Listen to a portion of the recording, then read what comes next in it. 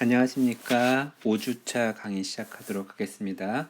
아마 여러분들이 이 내용을 봤을 때는 저하고 얼굴 보면서 상황에 대해서 얘기를 듣고 앞으로 어떻게 강의를 하겠다라는 것에 대해서 안내를 받았을 거라고 생각이 드는데, 지금 강의 촬영한 시점은 그거보다 좀 더 앞서 있기 때문에 약간 좀 변화될 수 있는 여지는 있을 것 같아요. 그래서 오늘 하는 내용들의 진행되는 것보다는 실시간 화상으로 했던 내용, 그때 이제 안내했던 대로 그렇게 여러분들이 진행을 하면 될 것 같습니다.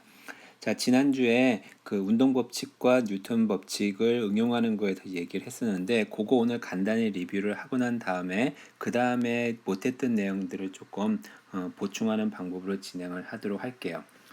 이게 뭐 다행이라면 다행이고 아니면 아닌데, 이게 온라인 강의로 진행을 했을 때의 장점과 단점은 여러분들한테 피드백을 받아서 즉각 반영하기가 어렵다는 이제 문제점이 있기는 있는데, 여러분들이 이 강의했던 내용들을 한 번씩 좀 천천히 한번 되돌아볼 수 있는 그런 기회를 가질 수 있다는 점에서, 다른 쪽 같은 경우는 많은 내용들을 빨리빨리 전달하고 이래야 되는 경우에는 아마 이 온라인 수업이 실제 수업보다 약간 좀 짧게 진행이 되기 때문에 그렇게 좋지 않을 수도 있겠지만, 물리 같은 경우는 실제 배워야 될 내용, 양 자체는 그렇게 많지는 않은데, 거기에서 여러분들이 좀 생각해 보면서 중간중간 과정을 이해하는 데 있어서는 시간보다는 중간중간 이렇게 끊어가지고 여러분들이 확인해 보고 생각해 보는 것들이 도움이 될 거라고 생각을 합니다. 자, 계속되는 리뷰를 하도록 할 텐데, 우리가 지금 5주차를 오늘 진행을 한다고 얘기를 했었죠. 그 다음에 6주, 아마 5주하고 6주 한 중간 정도까지 여기는 진도를 계속 나갈 거고요. 6주하고 7주까지는 여러분들하고 지난번에 매주마다 제가 문제를 과제라고 해서 제시를 해줬잖아요. 근데 그거를 다 풀지는 않을 것 같기는 하는데, 이제 과제를 제가 풀이를 해주면서 그러면서 리뷰를 하도록 할 계획입니다. 이게 이제 예전에는 이렇게 했던 경우가 없었는데, 화상으로 하다 보니까 조금 어떻게 보면 진도가 조금 더 오히려 빠를 수도 있다고 생각이 듭니다. 그리고 또 한 가지는 여기에 이 문제들이 전에도 얘기했던 것처럼 임용고사 기출문제거든요. 그렇기 때문에 이거를 여러분들 힘으로 스스로 풀 수 있으면 그건 엄청나게 대단한 거라고 생각하면 돼요. 물론 이제 제가 여러분들 제시했던 문제들은 난이도가 조금 쉬운 문제들로 주로 구성이 돼 있긴 하지만, 1학년, 2학년, 3학년, 4학년 다 배우고 시험 보는 그런 시험이거든요. 더군다나 현역에서 붙는 거는 뭐 하늘의 별 따기 같은 거고, 재수 삼수를 해도 붙을까 말까 하는 그런 시험 문제들을 여러분들이 1시간 딱 배우고 그냥 풀어버린다면은 어이가 없잖아요. 그렇기 때문에 사실은 여러분들한테는 이 과제에서 이런 임용고사 기출문제를 내는 것이 그렇게 적합하지는 않다고 생각이 듭니다. 근데 그렇게 했던 이유는, 만약에 여러분들이 교재 내용을 보고 저한테 강의를 들으면서 공부하고 난 다음에 확인을 하고 싶을 때는 우선 맨 처음에 뭐냐 하면은 교과서에 있는 예제 문제를 먼저 풀어보고요. 그 다음에 두 번째 뒤에 나오는 연습 문제들을 좀 풀어보면 될 것 같습니다. 이거는 조금 난이도가 있어요. 쉬운 것도 있지만 난이도가 뭐 좀 섞여 있습니다. 이런 것들을 수행하는 거는 제가 여러분들한테 하라고 하지 않아도 스스로 할 수 있을 거라고 생각이 들기 때문에, 아마도 뭐 할 거라고 생각하지는 않지만, 여러분들한테 이 임용고사 기출문제를 풀어보라고 하면은 그 속에서 많은 것들을 다시 생각해 볼 수 있다. 그리고 풀 수 있으면 그만큼 자신감을 갖는 거고, 풀지 못하더라도 약간의 실마리만 얻을 수 있으면 좋겠다라고 생각해서 제가 도전해보라라고 이야기를 했던 게 그런 맥락에서 얘기를 했던 거였습니다. 자, 시간만 계속 지나가고 있는데 뉴턴 법칙의 응용, 제 생각에는 여러분들이 여기 있는 빗면에서의 뉴턴 법칙의 응용을 해결할 수 있으면 그러면 모든 것들을 다 이해하는 상황이다라고 생각할 수 있을 것 같아요. 우선 뉴턴 법칙이라고 하는 건 뭐냐면은 뉴턴 법칙은 F 이퀄 ma죠. 그래서 어떤 물체 질량이 m인 물체에 작용하고 있는 힘은 뭐하고 똑같다? 가속도 곱하기 질량과 똑같다. 그래서 원래는 이게 벡터이기 때문에 이 벡터 성분을 x, y 이렇게 성분으로 분해를 해서 얘를 해결을 하죠. 근데 이 xy라고 하는 거는 이렇게 항상 이렇게 xy일 필요는 없어요. 이렇게 x, 이렇게 y여도 상관없습니다. 즉, 두 개가 서로 영향을 주지 않는 독립됐다라고 얘기해 주는데 그렇게 분해를 해주면 됩니다. 지금 이 상황에서는 어떻게 해주냐면은 이쪽을 x축, 이쪽을 y축이라고 해주면 사실 여기는 m안 같은 경우는 이게 이제 x축이 되는 거잖아요. 이게 x축이 되는 건 그러니까 이 그림에서는 이게 x축이고 이게 y축이지만 실제로는 얘가 줄로 이렇게 따라서 연결되어 있기 때문에 얘는 요 x하고 같은 방향이라고도 볼 수 있겠죠. 그래서 원래는 요거를 x 위쪽을 y, 이쪽을 x 프라임, 이쪽을 y 프라임 이렇게 가지고 붙여가지고 설명하는데 그렇게까지 할 필요는 없을 것 같습니다. 자, 어쨌든 다시 설명을 해보면은 요거를 하나로 연결되어 있으니까 우리는 얘를 하나의 x축이라고 할 거고요. 그 다음에 이쪽을 y축이라고 해서 x방향, y방향으로 따로 설명을 하도록 할 겁니다. 자, M1에 대해서 모든 물체에 대해서 F 이퀄 ma가 성립하는 거니까 M1에 대해서도 F 이퀄 ma를 적용시킬 겁니다. 자, 적용시켜보면 작용하고 있는 힘은 뭐가 있죠? 위로 작용하고 있는 줄이 당기는 힘을 우리는 장력이라고 합니다. 이거를 장력, 줄이 당기는 힘. 요 줄이 당기는 힘은 이쪽에서도 똑같은 힘으로 당기고 있습니다. 자, 이때는 사실 도르래가 무게가 도르래 질량을 무시했을 경우에 이렇게 돼버리는데, 자, 어쨌든 지금은 도르래는 없다라기보다는 도르래는 영향을 주지 않는다라고 생각하고요. 양쪽으로 똑같은 장력 T가 작용하고요. 그 다음에 아랫방향으로 뭐가 작용하죠? 그렇죠. 중력이 작용하죠. 중력의 크기는 질량 곱하기 가중력 가속도니까 M1G.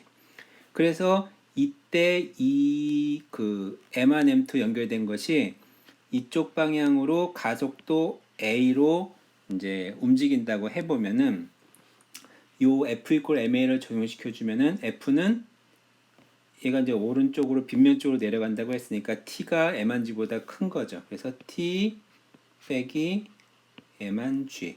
이게 이제 M1이라는 물체에 작용하고 있는 힘을 쓴 거고요. 그 다음에 M1A. 요게 이제 뉴턴 법칙을 M1이라는 물체에 적용을 시킨 겁니다. 끝이에요. 더 이상 신경 쓸 필요 없어요. 자, 그 다음에 M2라는 데다가 적용을 한번 해보겠습니다. M1 적용한 거고 M2에다가 F 이퀄 MA. 역시 M2도 A의 가속도로 움직이고 있죠. 그럼 작용하는 힘을 알아야 되는데 작용하고 있는 힘은 뭐가 작용하고 있냐 하면은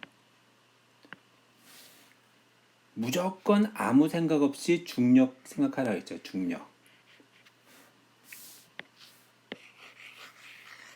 작용하고 있는 힘은 일단 무조건 여러분들은 중력 생각해 주면 돼요. 중력. 중력은 M2G가 되겠죠. 자, 이쪽으로 힘을 받으면 얘가 밑으로 내려가야 되는데 얘가 막고 있잖아요. 빗면이 막고 있잖아요. 빗면이 막고 있어서 밑으로 못 내려가죠. 그 막고 있는 그 힘, 그게 뭐냐면 바닥이 얘를 밀어 올리는 힘이에요. 그걸 우리는 수직항력이라고 했죠. 수직항력은 면의 수직한 방향으로 작용합니다. 이쪽 방향으로 작용해요. 뭔지 모르지만 N으로 작용을 합니다. 자, 그 다음에 아까 뭐라 그랬어요? 장력 T가 1로 작용한다고 했죠. 자, 요게 작용하고 있는 모든 힘이에요. 세 개. 이 힘의 합력이 이 물체 M2에 작용을 하는 요 F가 되는 거죠. 자, 그러면 얘를 X축, Y축으로 쪼갠다고 했었는데 아까 얘기했던 것처럼 파란색으로 할까요? 이쪽을 X축이라고 해주고 이쪽을 Y축이라고 해주면 T하고 N은 X축, Y축이 그대로 있으니까 상관없는데 이 M2G가 이상한 방향으로 있잖아요. 그래서 얘를 쪼갭니다. 어떻게 쪼개냐면은 이 힘과 이 힘으로 쪼갤 수가 있어요. 자, 여기가 세타라면은 요게 세타죠. 그러니까 여기 요거 즉 이거죠. 이거는 M2G 사인 세타. 그 다음에 요거는 M2G 코사인 세타가 되는 거죠. 자, 그래서 M2에 해당되는 거는 X, Y축 두 가지로 적용되어 있으니까 X축 쪽에 작용하고 있는 힘은 뭐냐 하면은 요거와 요거죠. 근데 요 놈이 더 크다고 얘기했으니까 제가 M2G 사인 세타 빼기 장력 T는 M2A. 자, 그 다음에 Y축으로는 이거와 이거에서의 크기가 어떻게 돼야 돼요? 그렇죠. 같아야죠. 왜? 위쪽이나 아래쪽으로는 가속하지 않으니까. 그래서 그 Y축으로는 요거의 크기, 수직항력을 책에는 아마 여러분들 스몰 n으로 많이 썼을 테니까 요거를 스몰 n으로 표시를 해주면 스몰 n은 M2G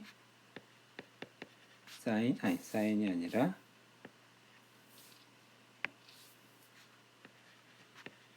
사인 세타 이렇게 되는 겁니다. 자, 그래서 여기에 있는 요식하고요. 그 다음에 여기에 있는 요식. 요 두 개에서 우리가 모르는 건 뭘 모르는 거죠? 그렇죠. 이 가속도 A를 모르고요. 장력 T를 몰라요. 여기도 A를 모르고 T를 모르고 나머지는 다 아는 거죠. 그렇기 때문에 우리는 이 두 개의 방정식을 풀어서 가속도도 구하고 장력도 구할 수가 있는 겁니다. 자, 한번 해보도록 하세요. 자, 그런데 이제 이 상황에다가 마찰력이 지금 여기에서는 이 M2라고 하는 물체가 아무런 영향을 받지 않고, 즉 뭐냐면 빗면에서 마찰을 받지 않고 그냥 X축 쪽으로 미끄러지는 상황입니다. 자, 그런데 우리가 알고 있는 대부분의 상황에는요, 마찰이 존재를 해요. 사실 옛날에는, 그러니까 옛날 얘기가 어느 정도 옛날이냐면은 아리스토텔레스라고 하는 그리스 로마 시대까지 올라가야 되는 건데, 그때는 이제 물체가 그러니까 힘과 우리는 힘과 운동 이야기할 때 그때 힘이 0이면 어떻게 하면 돼요? 물체는 어떻게 움직인다고 그랬죠? 그렇죠. 물체는 등속 운동을 한다고 했죠. 여러분들 운동장에서 한번 공을 차보세요. 그럼 공이 어떻게 가요? 굴러가다가, 물론 굴러가는 상황은 좀 복잡하지만 굴러가다가 어느 순간에 공이 멈추죠. 그때 여러분들 뭐라고 얘기하냐? 아, 힘이 없어서 멈춘다 라고 얘기를 해요. 근데 이게 이제 사람들이 보통 생각하는 건데 여러분들이 방금 이야기를 했어요. 솔직히 말하면 내가 얘기했지. 힘이 0이면 어떻게 한다 그랬어요? 등속 운동한다 그랬죠. 근데 방금 뭐였어요? 공 굴러가다가 멈출 때 왜 멈춘다 그랬어요? 아, 힘이 없어서 멈춘다라고 얘기해요. 그러니까 여러분들이 물리적으로 생각하는 것과 일상생활에서 이야기하는 것이 사실 조금 달라요. 그래서 이런 물리 같은 경우는 이런 걸 우리는 오개념이라고 이야기를 하는데 잘못 알고 있는 오개념 또는 선개념이라고 이야기를 하는데 학습이 돼도 잘 바뀌지가 않습니다. 자, 그런데 이때는 많은 경우가 이 마찰력을 우리가 고려를 못했기 때문입니다. 자, 그래서 오늘은 뭐 그거에 관련된 것들은 나중에 이 물리 시간이 아니라 이제 물리 교육과 관련된 강의 시간에 물리 파트를 오게 되면은 그때 배우도록 할 거고요. 우린 마찰력에 대해서 조금 이야기를 하려고 합니다. 자, 마찰력은 정지 마찰력과 운동 마찰력이라는 게 있는데 두 개는 뭐 상황 조금 다르지만 요 앞에 있는 말로서 설명이 되면 돼요. 뭐냐면 정지 마찰력이라고 하는 거는 정지인 상태에서 작용하는 마찰력이고요. 운동 마찰력은 운동하는 상태에서 작용하는 마찰력입니다. 자, 그게 뭐냐면 여러분들 책상 같은 거 밀 때 안 밀리다가 뭐 무거운 거 밀면 안 밀리다가 한번 밀리기 시작하면 갑자기 싹 밀리는 그런 경우를 경험해 본 적이 있을 거라고 생각이 들어요. 그게 뭐냐면은 이 마찰력이 이게 사실은 마찰 계수라는 건데 그 마찰력이라고 하는 게 이 마찰력이 정지 상태의 마찰력이 운동 상태의 마찰력보다 더 크기 때문이에요. 그러니까 같은 힘을 줬어도 정지인 상태에서는 얘가 이제 마찰력이 크니까 잘 안 움직이다가 일단은 움직이게 되면 그러니까 더 큰 힘을 주게 되면은 운동 마찰력이 작으니까 얘가 더 빨리 가속을 해서 갑자기 확 밀리는 것처럼 느끼는 겁니다. 자, 어쨌든 우리는 마찰력이라는 걸 먼저 조입을 해보면요. 마찰력이라고 하는 건 중학교 때 뭐라고 배웠냐? 운동하는 거를 방해하는 힘이라고 배웠어요. 그리고 마찰력의 크기는 작용하는 힘의 크기하고 비례해서 마찰력이 커집니다. 자, 뭐냐면 물체가 있어요. 바닥에. 내가 얘한테 오른쪽으로 F만큼의 힘을 줍니다. 그런데 얘가 움직이지를 않아요. 즉, 얘를 자꾸 내가 밀었는데 얘가 움직이지 않는 거예요. 움직이지 않는다는 거는 어떤 상태예요? 그렇죠. 움직이지 않는다라고 하는 거는 바로 R자 힘이 0인 상태죠. 등속 운동을 하거나 정지해 있거나 하면은 그때 작용하는 R자 힘이 0인 상태죠. 내가 오른쪽으로 F를 주고 있으니까 결국에는 이 크기와 똑같은 크기의 반대 방향의 힘이 뭔가 있어야 되는 거죠. 바로 요거를 우리는 스몰 f라고 씁니다. 왜? 프릭션의 이 f를 따서 얘가 마찰력이 되는 겁니다. 자, 그래서 마찰력은요, 내가 작은 힘으로 밀면 마찰력도 작고요, 큰 힘으로 밀면 마찰력도 커요. 그런데 이 마찰력의 크기는 뭐하고 비례되냐면요, 마찰력은 수직항력과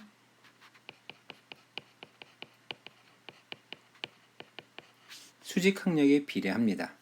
그래서 그때 수직항력에 비례하는 어떤 값을 우리는 뭐라고 부르냐면은 계수인데 요거를 마찰계수라고 부릅니다. 그런데 어떤 물체가 있으면 수직항력이 뭐였어요? 이게 수직항력이었잖아요. 이게 n. 요 n은 뭐하고 똑같냐 하면은 이 물체의 중력하고 똑같죠. 그래서 사실은 마찰력 F는 이게 마찰계수고요. 그 다음에 수직항력이 n인데 수직항력은 중력하고 똑같으니까 뮤 mg가 됩니다. 그래서 마찰력은 보통 이렇게 표현이 됩니다. 자, 여기에서 요 마찰 계수가 어떠냐에 따라서 마찰의 크고 작음이 결정되는 건데 이 마찰 계수는 두 면의 관계에 따릅니다. 그 요철이 있냐 없냐, 사실 요철 문제는 아니긴 하지만 그 물질의 종류에 따라서 얘가 달라져요. 그리고 보통 똑같은 물질이라고 해도 정지 상태와 운동 상태가 다르다고 했었죠. 그래서 μs static 정지에 있다는 뜻이에요. 그다음에 μk 운동하고 있다 kinetic이라고 하는 요거를 정지 마찰 계수. 그다음에 얘를 운동 마찰 계수라고 합니다. 그래서 내가 외력을 세게 주면요. 세게 주면 마찰력의 크기는 점점 증가를 해요. 그렇죠? 얘를 키우면은 얘도 커진다고 했잖아요. 점점 커지다가 어느 순간에 마찰력은 이 크기를 넘을 수가 없거든요. 그래서 얘가 뭐냐면 최대 뮤 s가라고 쓰면 정지 마찰력이 되는데 이 크기 이상으로 넘어갈 수가 없어요. 여기 써 있는 것처럼. 그 다음에 이 마찰력은 갑자기 줄어듭니다. 그래서 왜 줄어드냐면은 여기가 이 μk라고 써 있죠. 즉 마찰 계수가 작기 때문에 이 값은 뭐냐면은 μsn이 됩니다. 그렇기 때문에 최대 정지 마찰력보다 운동 마찰력이 작아서 운동 상태일 때보다는 정지 상태가 마찰력이 더 큽니다. 그래서 이게 어디다 응용되냐면요. 그 브레이크 시스템에서 브레이크를 계속 잡고 있으면은 얘가 미끄러지면서 얘가 마찰을 일으키기 때문에 그때보다는 순간순간 잡아주는 것들을 더 마찰력이 크기 때문에 그런 방식을 사용해 주기도 합니다. 자, 어쨌든 그거는 여러분들이 한번 확인해 보도록 하고요. 자, 마찰력과 관련돼 가지고 재미난 상황이 있어서 요거만 좀 소개를 시켜 주려고 합니다. 자, 요거는 약간 난이도가 있는 상황인데 요거 임용고사 출제 문제이기도 합니다. 아주 오래전 문제이긴 하는데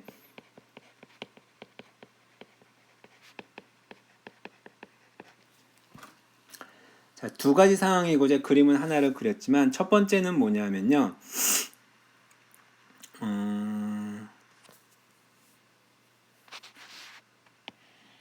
커브길이 있어요. 자, 자동차가 가다가 커브길을 만나면 어떻게 해야죠? 돌려면은 핸들을 왼쪽으로 돌려야지 자동차가 이렇게 원운동을 할 거잖아요. 그런데 이때 이 원운동을 하려면요. 무슨 힘이 있어야 돼요? 원운동을 하면 앞 시간에 배웠죠. 원운동을 하려면 원의 중심으로 향하는 구심력이 있어야지 얘가 바뀐다고 했죠. 그러니까 안쪽 방향으로 이 중심 방향으로 구심력이 작용해야 돼요. 그러면 여러분들이 달려가다가 여기다 뭐 줄을 매가지고 여기다 말뚝이 있어가지고 말뚝에다 줄 걸어서 도는 것도 아니잖아요. 바로 이 구심력을 만드는 요인이 무엇이냐라고 생각해 보자는 거죠. 결론부터 만들어주면요. 이 구심력을 만드는 게 바로 마찰력입니다. 즉 뭐냐면은 바퀴를 그대로 놓으면요. 그대로 놓으면 자동차가 일로 지나가 버리겠죠. 이렇게.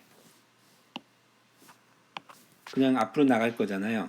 근데 핸들을 돌려서 바퀴를 돌리면요. 얘가 바깥쪽으로 밀리려고 하잖아요. 차가. 바깥쪽으로 밀리려고 하는 거를 마찰력이 안쪽으로 작용합니다. 즉 뭐냐면 자동차가 여기 있게 되면요.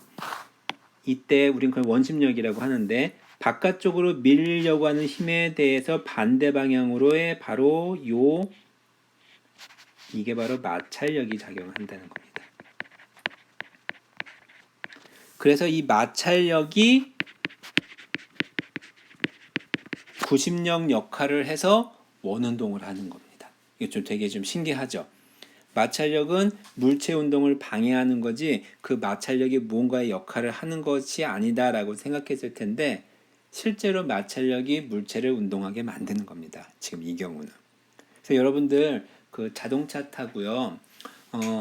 지하 주차장에 내려가서 여러분들이 직접 운전을 하거나 옆에 타거나 창문을 한번 내려놓고 들어가 보면요. 이 지하주차장에서 이제 90도를 꺾고 그러잖아요. 그럴 때 끼끼끼 끄는 소리가 되게 크게 들려요. 그게 뭐냐면 바퀴에 마찰력이 작용해서 미끄러지는 소리거든요. 바로 그 마찰력이 구심력으로 작용해서 원운동을 하는 겁니다. 핸들만 돌렸다고 그냥 얘가 작용하는 게 아니에요. 자, 그래서 이 마찰력의 크기는 아까 뭐라고 했어요?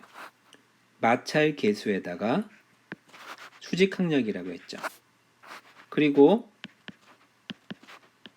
그 수직항력은 중력과 똑같다 그랬죠. 물체 무게랑 똑같다 했죠. μmg예요. 자, 구심력은요.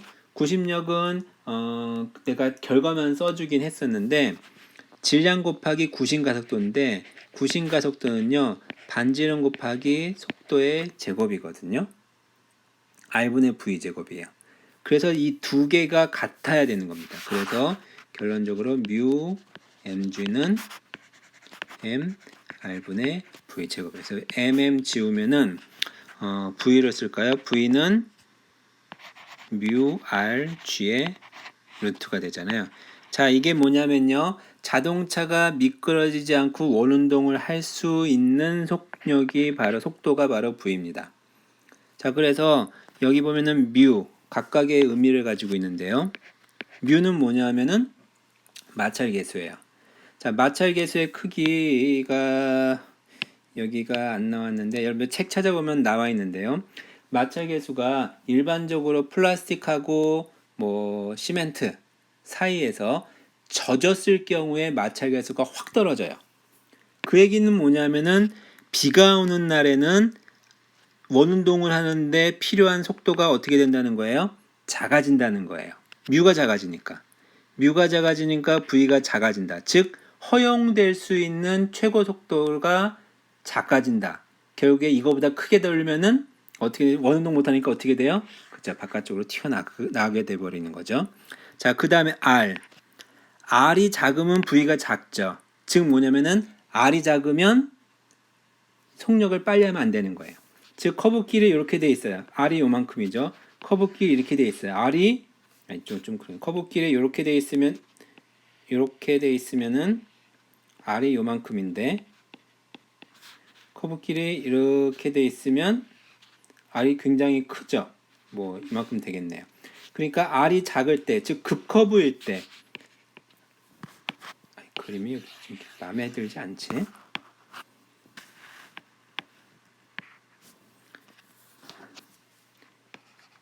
v는 루트 μ rg. 뮤에 대해서는 얘기를 했어요. 젖은, 즉 비 오는 날. I 같은 경우는 급커브인 상태가 R이 작은 상태죠. 그때는 V가 작다. V가 작다는 게 무엇을 의미한다 그랬어요? 최고 속도, 커브를 돌 수 있는 최고 속도가 작다니까 과속하면 안 된다는 거죠. 자, 그 다음에 G. 사실 G는 바꿀 수가 없어요. 그 지구하고 달로 봅시다. 자, 달은 G가 어때요? 달에서는 G가 지구보다 작죠.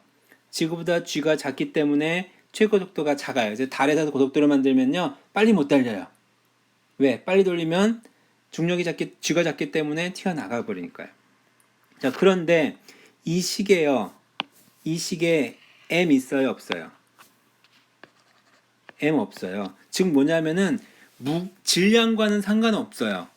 최고 속도는. 그러니까 이게만 상관이 있으면은 문제가 되겠죠. 그러면은 가벼운 자동차는 어떻게 제한 속도가 어떻게 되고 무거운 자동차는 제한 속도가 어떻게 되고 막 그럴 거잖아요. 일반적으로 고속도로가 아니라 도로에 최고 속도가 제한되어 있는데 커브가 심한 곳들은 줄여놓거든요. 바로 이것 때문입니다. 자, 이거는 일반적으로 우리가 있는 도로의 상태예요. 근데 여러분들 만약에 길에 마찰력이 없다고 해봅시다. 마찰력이 없으면 뮤가 제로면요, 그럼 미끄러지니까 원운동을 할 수가 없어요. 그런데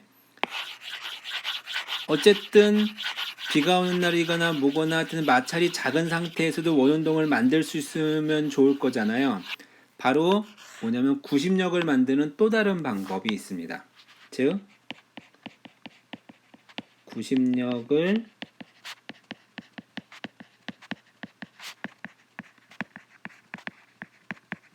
또 다른 방법.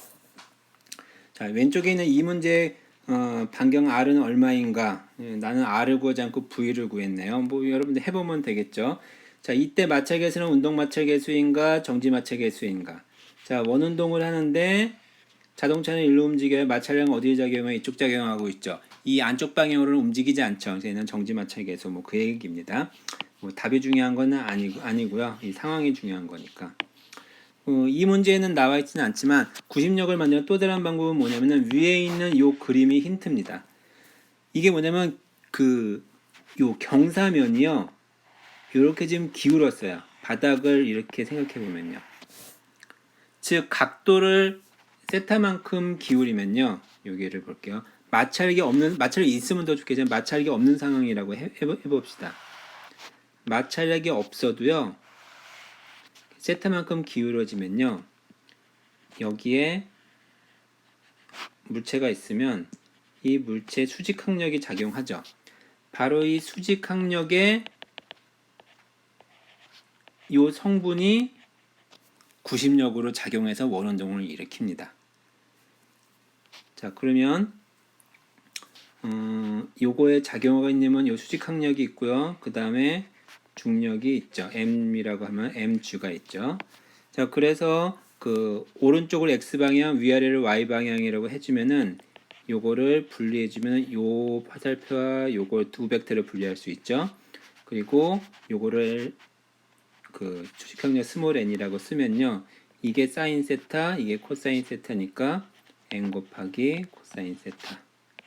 요거는 n 곱하기 사인 세타죠. 그래서 x방향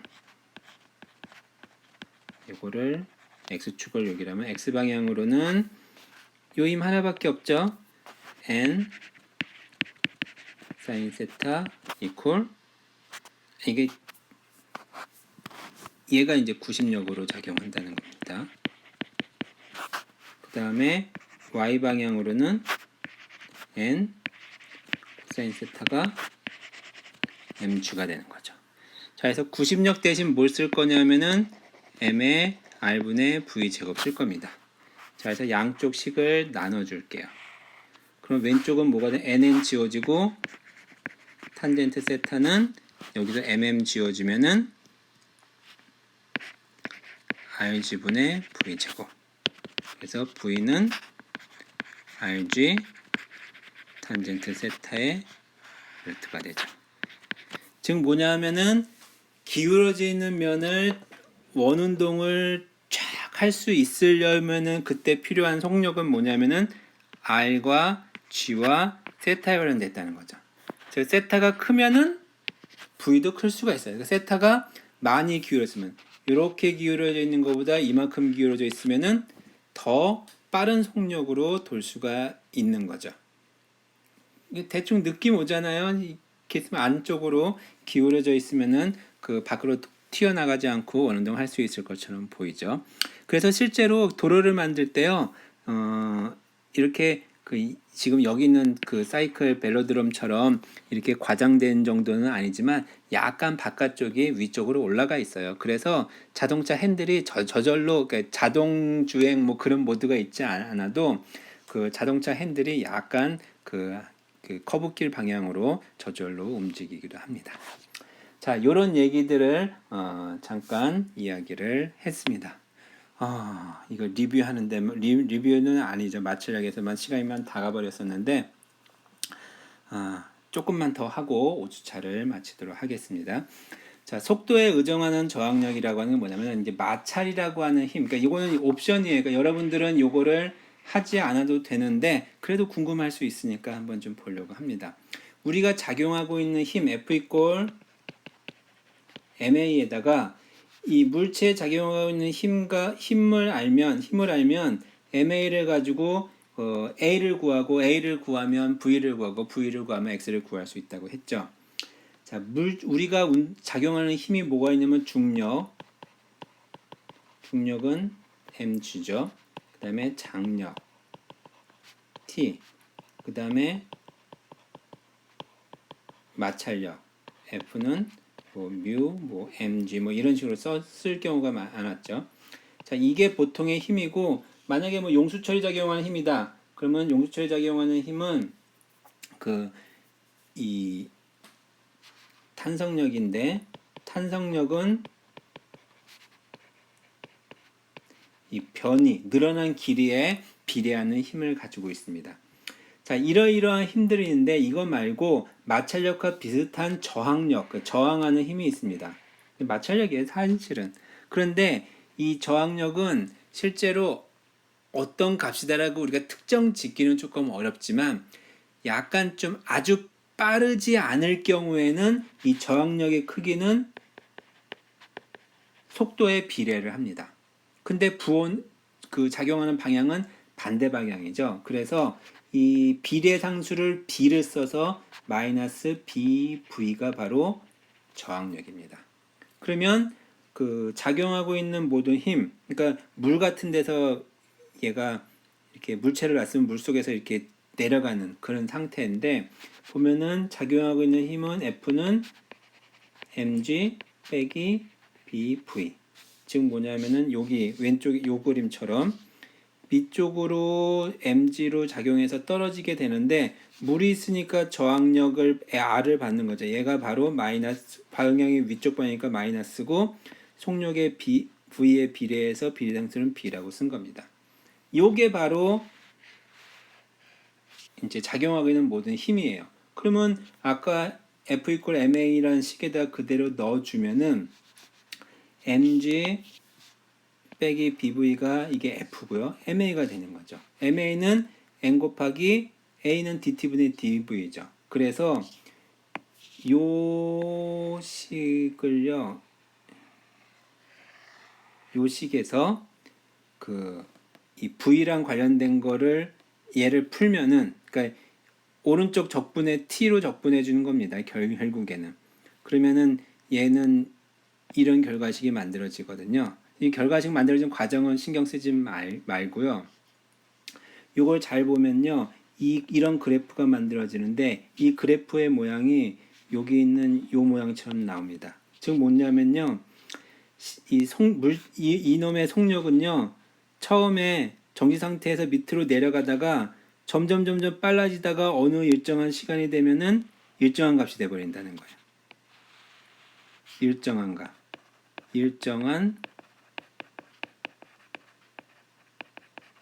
즉 물체가 물에다 놓으면요, 밑으로 가속이 되다가 어느 시간이 지나면은 속력이 더 이상 빨라지지 않는 일정한 속력, 그거를 이제 VT라고 해서 터미널 벨로시티, 종단 속도라고 부릅니다. 근데 사실은 이 종단 속도는요, 이렇게 느린 상황이 아니라 비교적 빠른 운동에서 보통 적용을 합니다. 빠르다라고 하는 건 뭐냐면요, 뭐 자유낙하하는 뭐 이런 정도의 빠르기를 말하는 건데, 그때는 저항력의 크기가 더 커집니다. 그래서 속력의 제곱에 비례하는 저항력을 받게 돼요. 그래서 mg 빼기 무슨 값 곱하기 속력의 제곱인데, 요거 보면요, d라는 게 있고요, rho라는 게 있고 a라는 게 있는데, d는 끌린 개수라고 하는 어떤 값이고요, rho는 유체, 보통 이제 공기면은 공기의 밀도를 말하는 겁니다. a는 단면적이고요. 단면적이 크면 저항력이 커지는 거죠, 역시. 그래서 이런 상황이 만들어지면은 여기에서 종단 속도를 구하면요, 요런 값이 만들어지거든요. 종단 속도를 구하는 값 자체는 뭐 어려운 게 아니기 때문에 구하면 되는데, 우리는 이 식에 대해서 의미만 파악하면 될 것 같아요. 자, 뭐냐면요, D는 끌린 개수라고 하는 어떤 개수니까 신경 쓰지 말자고요. E도 신경 쓰지 말고, 왜 숫자를 신경 쓰지 않냐면 물리에서는 비례한다라고 하는 정도만 보면 되는 거니까. 자, 로는 공기에 대한 성질이에요. 공기가 매질이 높으면 어떻게 되냐면은, 시리가 대답을 하네. 공기의 밀도가 높으면 로가 크면은 V는 작아지죠. 즉 밀도가 높으면은 종단 속도가 작다는 거예요. 종단 속도가 뭐냐면요, 하늘에서 뛰어내리는데 뛰어내리면은 일정한 시간이 지나면 속도가 더 이상 빨라지지 않고 일정한 속도로 내려온다는 거예요. 그 일정한 속도가 얼마냐 하는 거죠. 그래서 그리고요, 그 다음에 G, 중력가 속도는 뭐 똑같은 거 사실 신경 쓸 필요 없지만 중력보다 크면 더 빨라지겠죠. 더 빨라지는 게 아니라 더 큰 종력 속도가 더 커지겠죠. 이 바로 ag가 중요한 값입니다. 즉 뭐냐면은 종단 속도 vt는 루트 am, 즉 질량에 비례해요. 근데 질량의 비례가 무거우면은 종단 속도가 커져요. 그런데 단면적도 중요하다는 거죠. 그래서 단면적과 질량의 관계에 따라서 우리가 결정이 될 수 있다라고 하는 겁니다. 근데 보통은 만약에 이제 9다 그러면은 9의 부피는 어떻게 되냐면요. 9의 반지름이 r이라 그러면 9의 9 같은 경우는 단면적은 파이 r 제곱이죠. 그 다음에 부피는 3분의 4 파이 r 3승. 그러니까 우리가 질량이라고 하는 거는 부피 곱하기 밀도기 때문에 실제로 얘는 뭐하고 관련되어 있냐면은 r 3승에 비례하고 r 제곱에 비례하니까 루트 r에 비례하는 겁니다. 즉 뭐냐면요. 반지름이 크면 클수록 종단 속도가 더 커진다라는 걸 말해주는 겁니다. 자, 뭐 이건 뭐 신경 쓰지 말고 그래서 여러 가지 물체의 종단 속도를 비교하는 것들이 여기 있습니다. 스카이다이버 초속 60m, 60m가 얼마큼 빠른 건지 한번 상상을 해보세요. 여러분들 초속이라고 하면은 그 미터라면 잘 생각나지 않으니까 이거를 시속으로 바꿔서 보면은 야구공 빠르기, 자동차 빠르기 이런 걸 비교할 수 있을 테니까 알 수 있을 거예요.